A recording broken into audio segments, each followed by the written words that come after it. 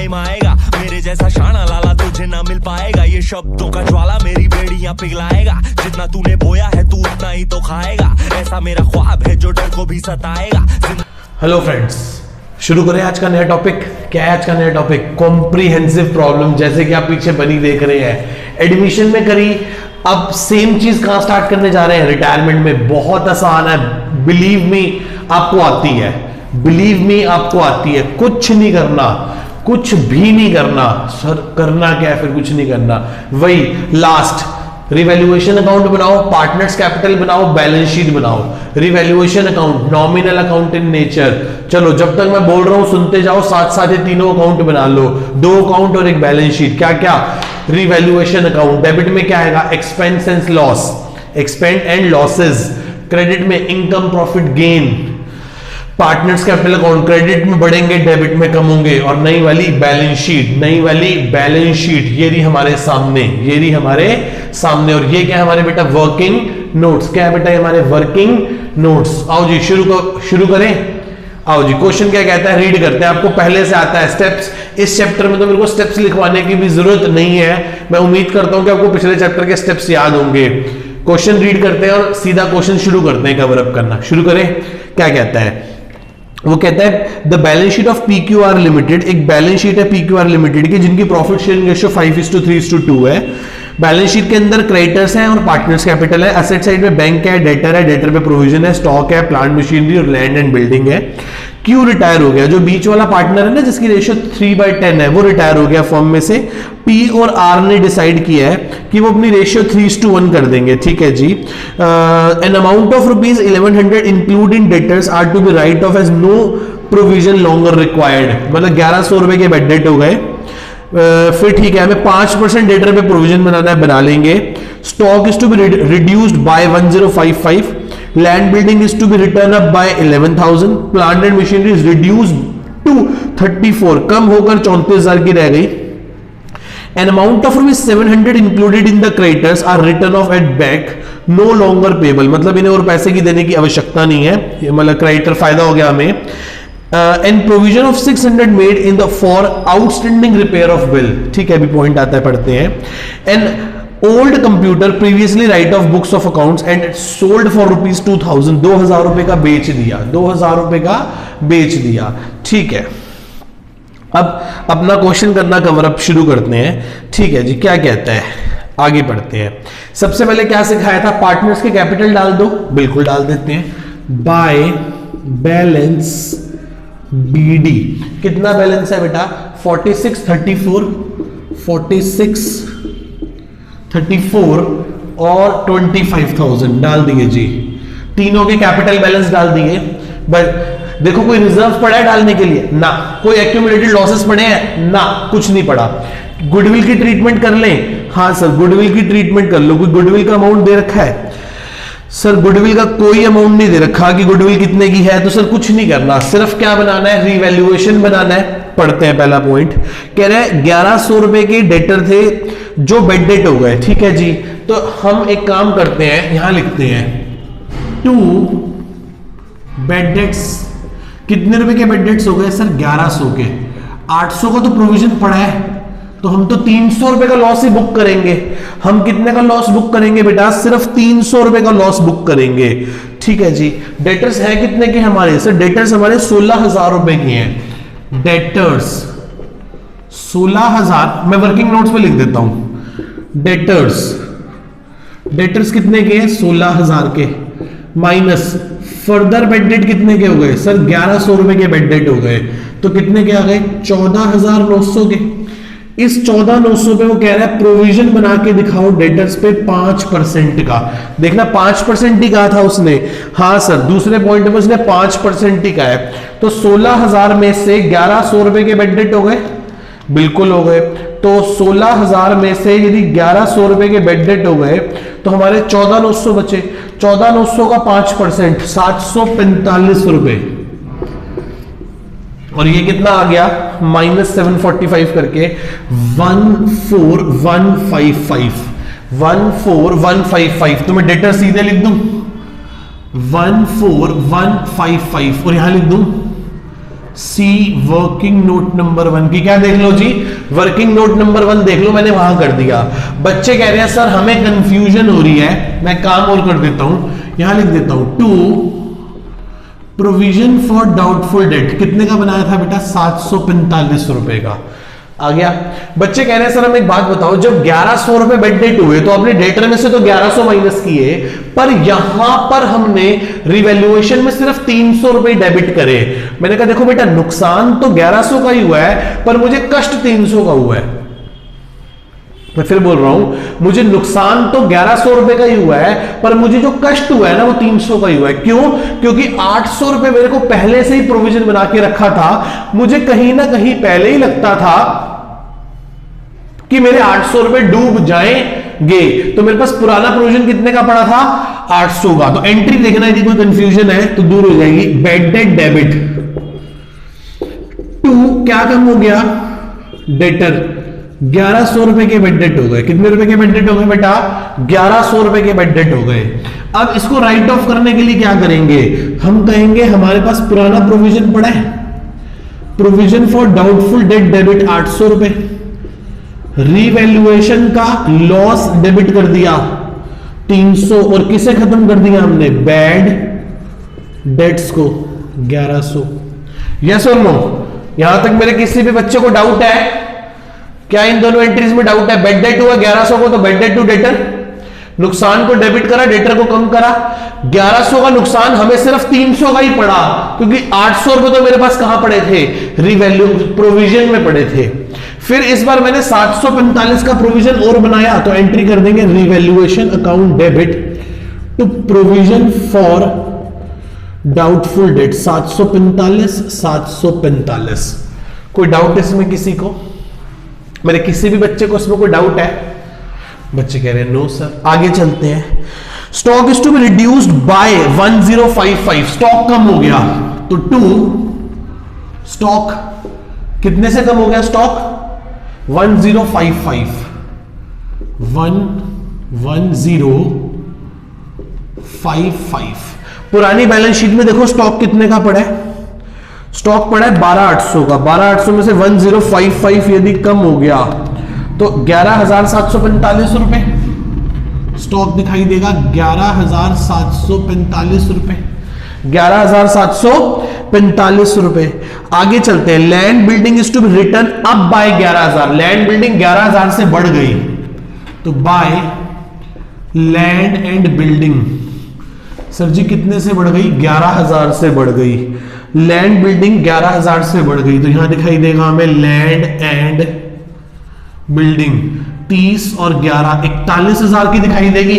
पहले बुक्स में 30,000 की थी, अब 11,000 से बढ़ गई तो 41। देख रहे हो, यदि यहां कम ज्यादा कर रहा हूं तो वहां बैलेंस शीट में हाथों हाथ डाल रहा हूं, यहां क्या आएगा, मैंने बताया नफा नुकसान, और जो अब वैल्यू बढ़कर या घटकर हो गई है वो कहां आएगी, बैलेंस शीट में। फॉर एज ऑन, जो उस डेट पर एग्जिस्ट कर रही है बैलेंस शीट में, वो वैल्यू बैलेंस शीट में आएगी। कोई डाउट है यहां तक? सिंपल सी तो बात है बेटा, ये सारी की सारी क्लियर है। जो कम ज्यादा वो इधर, और जो नेट वैल्यू आएगी वो बैलेंस शीट में। आगे चलते हैं। फिर वो कह रहे हैं plant and machinery reduce to 34,000, plant machinery जो बुक्स में 35 की है वो कम होकर रिड्यूस टू 34 की रह गई है, तो सर नुकसान हो गया।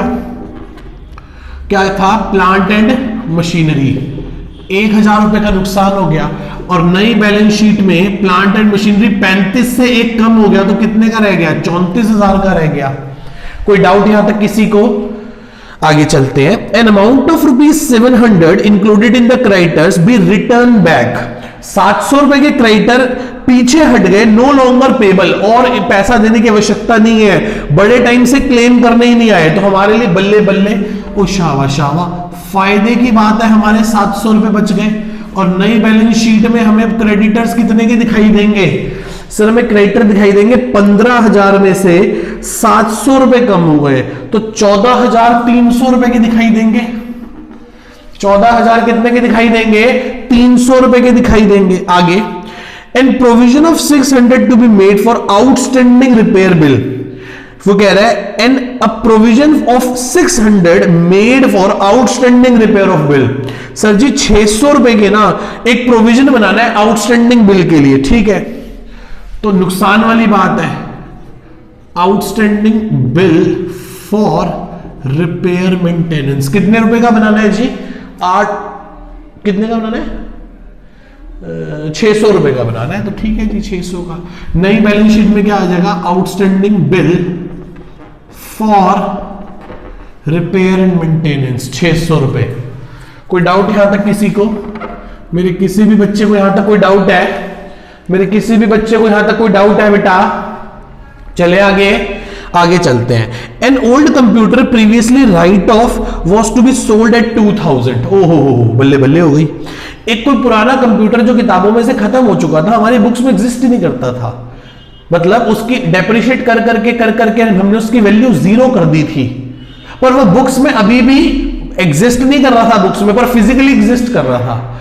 आखिरकार हमने उसको कबाड़ी को बेच दिया 2000 रुपए में, जिस चीज की कोई बुक वैल्यू ही ना हो, बुक्स में एग्जिस्ट ही ना करती हो। जब हम उसको बेचोगे और जो भी पैसा मिलेगा वो हमारा टोटल क्या कहलाएगा? प्रॉफिट। तो क्या लिखेंगे?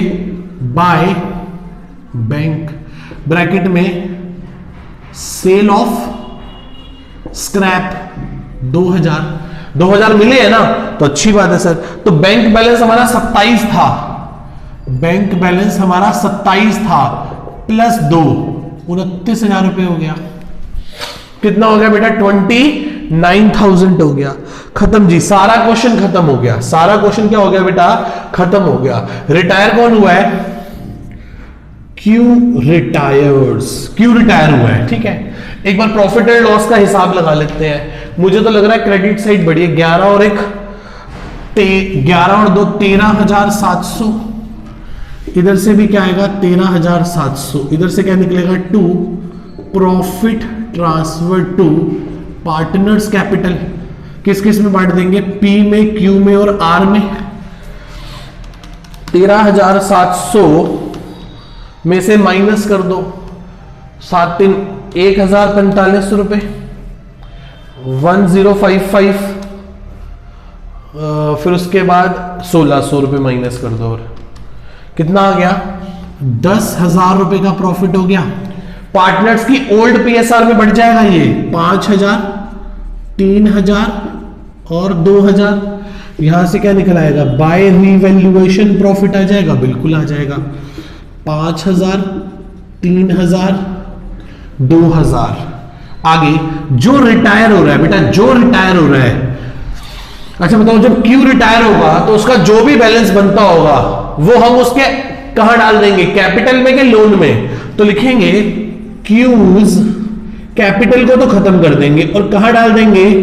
क्यूज लोन अकाउंट में। कहां डाल देंगे बेटा? क्यू के लोन में। 34 और 3 37,000, ठीक है जी। टू क्यूज लोन में डाल देंगे 37 और 2 बैलेंस सीडी में। कहा बेटा? बैलेंस सीडी में। बैलेंस सीडी किस किस का आएगा? पी का और क्यू का। ये आ गया इसका 46 और 5 51,000 इसके हो गए, 25 और 2 27,000 इसका कैपिटल आ गया। खत्म जी। कोई डाउट इसमें यहां तक किसी को? सिंपल सी तो बात थी ये सारी की सारी। आगे चले। बच्चे कह रहे सर चलो अब तो कुछ रह ही नहीं गया, क्रेडिटर्स हो गया, वो हो गया, अब क्या दिखाई देगा? Q's loan. क्यू का लोन दिखाई देगा, कितने का? 37,000 का। पार्टनर्स कैपिटल में सिर्फ अब कौन दिखाई देंगे? पी और आर। कितना कितना? 51,000 और 27,000 दिखाई देगा। 5 और 2 7 7 और 1 8 78,000। इधर से बैंक हो गया, डेटर हो गया, स्टॉक हो गया, प्लांट मशीनरी और वो हो गया। तो 78 प्लस 37 प्लस 14,900 ये हो गया 1,29,900 1,29,900। उधर से चेक कर लो 29,000 प्लस 14,155 प्लस 1,17,45 प्लस 34,000 प्लस 41,000 भाई साहब ये बिल्कुल वही आ गया 1,29,900 रुपए। इससे आसान और इससे लड्डू क्वेश्चन भी कोई हो सकता था। ये क्वेश्चन आपसे एज अ जर्नल एंट्री भी पूछ सकता था कि पास जर्नल एंट्रीज, क्या करके दिखा दो बेटा, पास जर्नल एंट्रीज करके दिखा दो। क्या पास करके दिखा दो बेटा, जर्नल एंट्री पास करके दिखा दो। क्या पास करके दिखा दो बेटा, जर्नल एंट्री। तो बहुत आसान थी जर्नल एंट्रीज की पास करना। पहली एंट्री लिखो, आप लोग लिखो, मैं बोल रहा हूं, आप लोग लिखो, मैं बोल रहा हूं। यदि यही क्वेश्चन में कहता नीचे pass necessary journal entries, we do not want to prepare all ledger account and the new balance sheet, they want only pass journal entries. तो पहली एंट्री होती land debit, creditor debit, bank debit to revaluation, ये entry होती। उधर से entry बनती revaluation account debit to bad debt to provision for doubtful debt to stock to plant machinery to outstanding bill. अगली entry बनती revaluation account debit to revaluation profit 10,000। अगली entry होती revaluation profit account debit to P to Q to R 532, profit बढ़ जाता। उसके बाद entry होती Q's capital account debit to Q's loan. Q के कैपिटल को किसमें डाल दिया हमने, क्यू के लोन में डाल के खत्म कर दिया। बहुत सिंपल है, बहुत सिंपल है। बच्चे कह रहे फिर बोलो एक बार, मैं कहा ये लो। ये तीनों debit to revaluation, revaluation debit to ये सारे यहां तक 600 रुपए तक। अगली entry revaluation to profit on revaluation. अगली entry profit on revaluation to partners capital, ये हो गया। उसके बाद क्यू जो रिटायर हो रहा है उसका आ जाएगा Q's capital to Q's loan, Q's capital to Q's loan account. कोई डाउट यहां तक किसी को? बहुत सिंपल है यार, बहुत लॉजिकल है। आप तब तक एक फॉर्मेट बनाए, मैं एक क्वेश्चन फिर से करना शुरू करता हूं। आप भी बनाए, मैं भी एक फॉर्मेट बना लेता हूं, ठीक है? चले।